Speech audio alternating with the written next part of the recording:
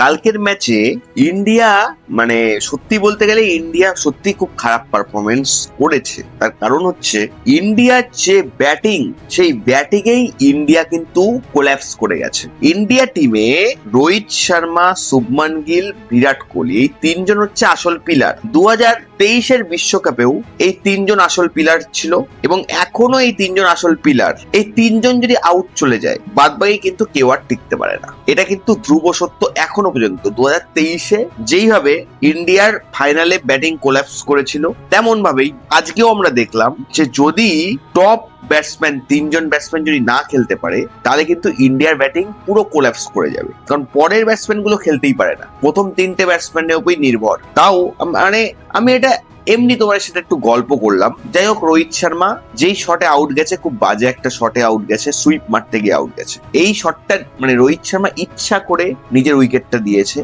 শুভমান গিল ভালোই খেলছিল, প্রত্যেকদিন তো আর সে 50 রান করতে পারবে না।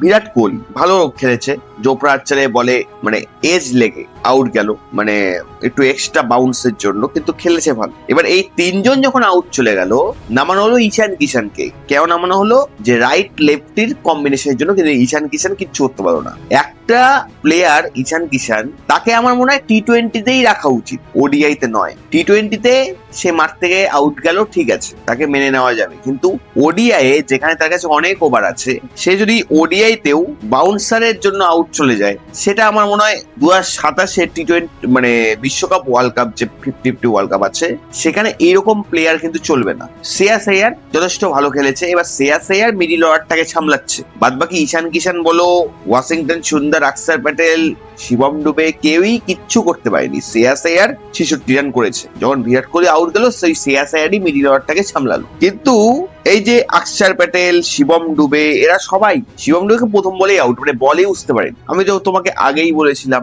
তোমাদের সবাইকে যে শিবম ডুবে কিন্তু কোনো মানে টেকনিক্যাল ব্যাটসম্যান না, মানে গায়ের জোরে খেলে এবং তার কাছে অত শর্টসও নেই। তো শিবম ডুবেকে আমার মনে হয় না যে 50-50 ওভারে সে খুব একটা ভালো কিছু করতে পারবে। কতজন প্লেয়ার আছে, রিঙ্কু সিং আছে, এসএসসি জয়সওয়াল আছে, বৈভব সূর্যবংশীর কথা আবার বলবো না, থাক, সে তো ভালো খেলতে পারেনি, কিন্তু তার মধ্যেও ট্যালেন্ট আছে। কিন্তু শিবম ডুবেকে আমার মনে হয় টি-20তেই রাখা ভালো এবং তার মানে শিবম ডুবের উচিত অনেক শর্ট প্র্যাকটিস করা, বেশি বেশি শর্ট নিজের ঝুলিতে রাখা। তো এই হচ্ছে ইন্ডিয়ার ব্যাটিং অবস্থা। মানে তুমি এই ম্যাচটা দেখে বুঝতে পারবে যে ইন্ডিয়া যদি প্রথম তিনজন, রোহিত শর্মা, শুভমান গিল, বিরাট কোহলি, যদি কোল্যাপস করে যায়, মিডিল অর্ডারে তেমন কেউ টানার নেই। মিডিল অর্ডারের ওপর তুমি সেরকম ভরসা করতে পারবে না। এই ম্যাচটা দেখে তুমি এটা বুঝবে। এবং জাসপ্রীত বুমরা যাই হোক 20 রান করেছে, শান মাসুদের বলে, মানে ওই ওভারে 4-4, 6-6 ভালো মেরেছে। 13 বলে 20 রান করেছে, যেটা শিবম ডুবে, অক্ষর প্যাটেল, ওয়াশিংটন সুন্দর, ঈশান কিষান করতে পারেনি, সেটা জাসপ্রীত বুমরা করেছে। এবার জাসপ্রীত বুমরা ওই করার জন্যই 233 রান ইন্ডিয়া করেছে, অল উইকেট ডাউন, 44 ওভারে মানে খেলা শেষ ইন্ডিয়ার। মানে এতটাই, মানে 50 ওভারও খেলতে পারেনি আর।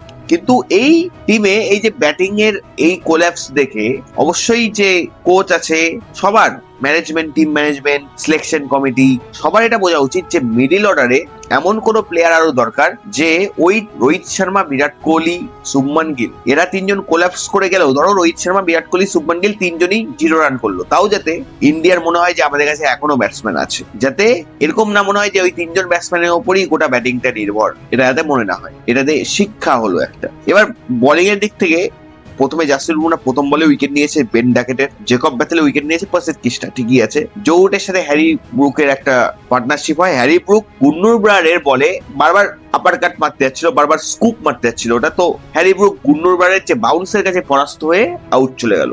যাই হোক, তারপর স্যাম কারেন আসলো, জো রুটের সাথে আবার একটা পার্টনারশিপ হলো, শিবম ডুবের বলে আউট গেল। জস বাটলারও অক্ষর প্যাটেলের বলে আউট চলে গেল, বোল্ট। কিন্তু এখানে জো রুটকে প্রশংসা না করলে তুমি পারবে না, মানে জো রুটের প্রতি তোমার সম্মান আরো বেড়ে যাবে। তার কারণ জো রুট দেখালো যে কি করে ওডিআই ম্যাচ খেলতে হয়, কি করে ক্রিকেটটা খেলতে হয়। জো রুটের ব্যাটিং এ এটা জো রুট দেখালো, মানে একা হাতে, ওয়ান ম্যান আর্মি, একা হাতে।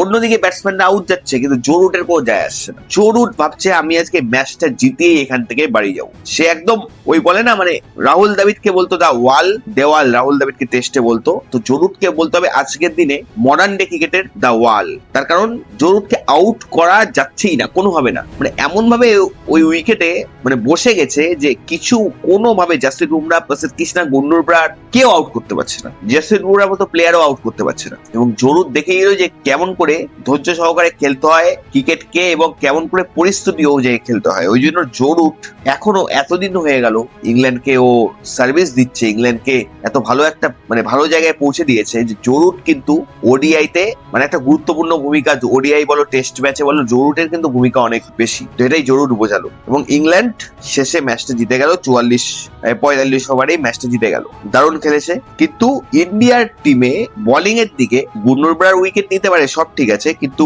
মোহাম্মদ সিরাজ, জসপ্রীত বুমরা, মোহাম্মদ শামি যেই প্লেয়ার গুলো ছিল তাদেরকে খুব মিস করব। প্রসিদ্ধ কৃষ্ণা এদের উপর আমি খুব ভরসা একটা করতে পারছি না যে এরা উইকেট পাবেই। তো ইন্ডিয়া টিমের আজকের ম্যাচে এটা শিক্ষা যে তাদের ব্যাটিং মিডিল অর্ডারে কিন্তু কোল্যাপস করে যাচ্ছে মাঝে মাঝেই। সবসময় তুমি ওয়াশিংটন সুন্দরের উপর, অক্ষর প্যাটেলের উপর ভরসা করতে পারো না। এবং ঈশান কিষান যেমন কে এল রাহুল খেলেনি, কে এল রাহুল মানে তার হয়তো জ্বর হয়েছে তাই সে খেলতে পারেনি, কিন্তু তোমাকে মিডিল অর্ডারে ভালো একজন কিছু প্লেয়ার রাখতে হবে যাতে ইন্ডিয়ার ব্যাটিংটা কোল্যাপস না হয়। তো এটাই হচ্ছে বলার, এবং দেখা যাক যে এর পরের ওডিআই ম্যাচে ইন্ডিয়া সিরিজটা জয় করতে পারে কিনা। আমি তো ভাবলাম মনে হয় ইন্ডিয়া হোয়াইট ওয়াশ করবে, না ভাই এটা ইংল্যান্ড টিম, ইন্ডিয়ার অতটা সহজ না ইংল্যান্ডকে হারানো। এটা ইংল্যান্ড বুঝে নিল, জরুর বুঝে নিল।